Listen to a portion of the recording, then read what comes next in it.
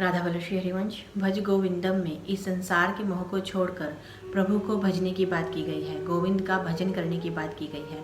आइए आज इसके भाव को समझते हैं। भज गोविंदम पहला श्लोक। दिन और रात, सायंकाल और प्रातःकाल, शिशिर और वसंत पुनः पुनः आते हैं। इसी प्रकार काल की लीला होती रहती है और आयु बीत जाती है, किंतु आशा रूपी वायु छोड़ती ही नहीं। अतः हे मूढ़, निरंतर गोविंद को ही भज, क्योंकि मृत्यु के समीप आने पर डुकुंज करने यह रट्टा रक्षा नहीं कर सकेगी। व्याकरण में डुकुंज करने एक धातु है। इसे एक ब्राह्मण को वृद्ध होने पर भी रटते देखकर श्री शंकराचार्य जी ने यह उपदेश किया।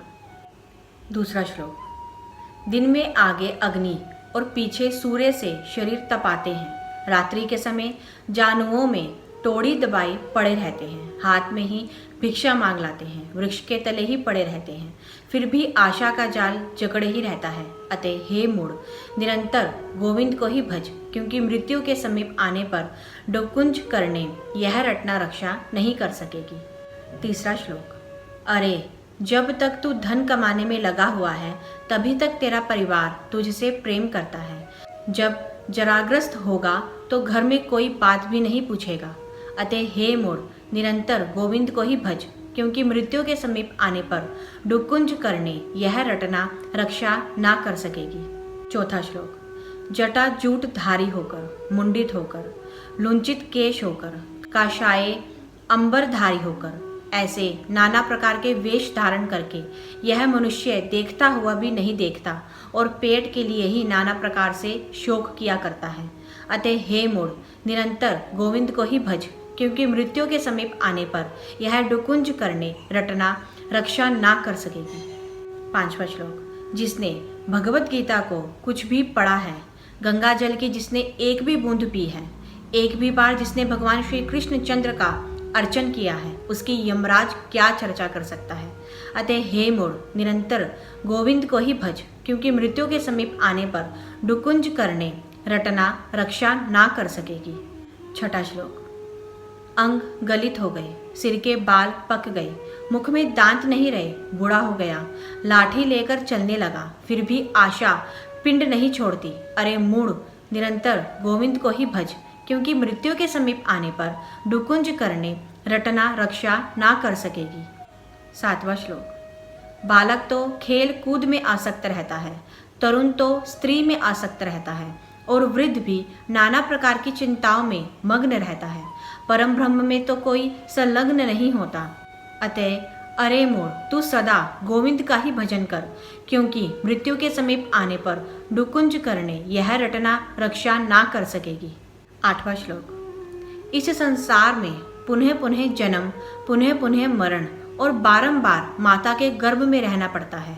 अतः हे मुरारे, मैं आपकी शरण में हूँ, इस दुस्तर और अपार संसार से कृपा पार कीजिए।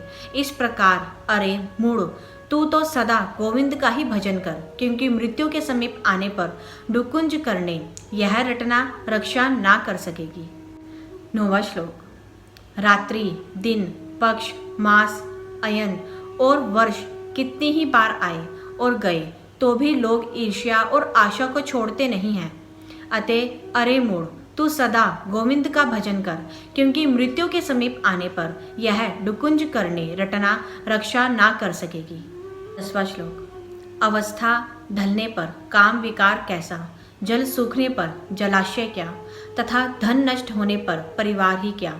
इसी प्रकार तत्व ज्ञान होने पर संसारी कहाँ रह सकता है। अतः हे मूढ़, सदा गोविंद को भज, क्योंकि मृत्यु के समीप आने पर यह डुकुंज करने रटना रक्षा ना कर सकेगी। 11वां श्लोक। नारी के स्तनों और नाभि निवेश में मिथ्या माया और मोह का ही आवेश है, ये मांस और मेद के ही विकार हैं, ऐसा बार बार मन में विचार।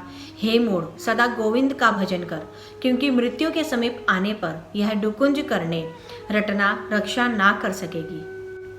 12वां श्लोक। स्वप्नवत मिथ्या संसार की आस्था छोड़कर तू कौन है, मैं कौन हूँ, कहाँ से आया हूँ, मेरी माता कौन है और पिता कौन है, इस प्रकार सबको असार समझ तथा हे मोड़, निरंतर गोविंद का भजन कर, क्योंकि मृत्यु के निकट आने पर डुकुंज करने यह रटना रक्षा ना कर सकेगी। 13वां श्लोक। गीता और विष्णु सहस्त्र नाम का नित्य पाठ करना चाहिए। भगवान विष्णु के स्वरूप का निरंतर ध्यान करना चाहिए। चित्त को संत जनों के संग में लगाना चाहिए और दीन जनों को धन दान करना चाहिए। और हे मोड़, नित्य गोविंद का ही भजन कर, क्योंकि मृत्यु के निकट आने पर डुकुंज करने यह रटना रक्षा ना कर सकेगी। 14वां श्लोक। जब तक प्राण शरीर में है तब तक ही लोग घर में कुशल पूछते हैं। प्राण निकलने पर शरीर का पतन हुआ कि फिर अपनी स्त्री भी उससे भय मानती है। अतः हे मोड़, नित्य गोविंद को ही भज, क्योंकि मृत्यु के निकट आने पर डुकुंज करने यह रटना रक्षा ना कर सकेगी। 15वां श्लोक। पहले तो सुख से स्त्री संभोग किया जाता है, किंतु पीछे शरीर में रोग घर कर लेते हैं। यद्यपि संसार में मरना अवश्य है, तथापि लोग पाप आचरण को नहीं छोड़ते। अतः हे मोड़, सदा गोविंद का भजन कर, क्योंकि मृत्यु के निकट आने पर डुकुंज करने यह रटना रक्षा ना कर सकेगी। 16वां श्लोक। गली में पड़े चीथड़ों की कंथा बना ली, पुण्या पुण्य से निराला मार्ग अवलंबन कर लिया। ना मैं हूँ ना तू है और ना यह संसार है, ऐसा भी जान लिया, फिर भी किस लिए शोक किया जाता है। अतः हे मोड़, सदा गोविंद का भजन कर, क्योंकि मृत्यु के निकट आने पर डुकुंज करने यह रटना रक्षा ना कर सकेगी। 18वां श्लोक। चाहे गंगा सागर को जाए, चाहे नाना व्रतोपवास का पालन अथवा दान करे, तथापि बिना ज्ञान के इन सब से 100 जन्म में भी मुक्ति नहीं हो सकती। अतः हे मोड़, सर्वदा गोविंद का भजन कर, क्योंकि मृत्यु के निकट आने पर डुकुंज करने अथवा हा धन, हा कुटुंब, हा संसार यह रटना रक्षा ना कर सकेगी। इस प्रकार से भज गोविंदम में इस संसार के मोह को छोड़कर हर पल गोविंद का भजन करने की बात की गई है, क्योंकि ये संसार नाशवान है, ये शरीर नाशवान है। एक ना एक दिन इस शरीर का अंत अवश्य ही होगा और उस समय पर ये संसार मेरा है, ये घर परिवार मेरा है, ये धन मेरा है, इनमें से कुछ भी काम नहीं आएगा। इसीलिए हमें हर समय गोविंद का भजन करना चाहिए, अपने प्रिया प्रीतम का भजन करना चाहिए। राधा वल्लभ श्री हरिवंश।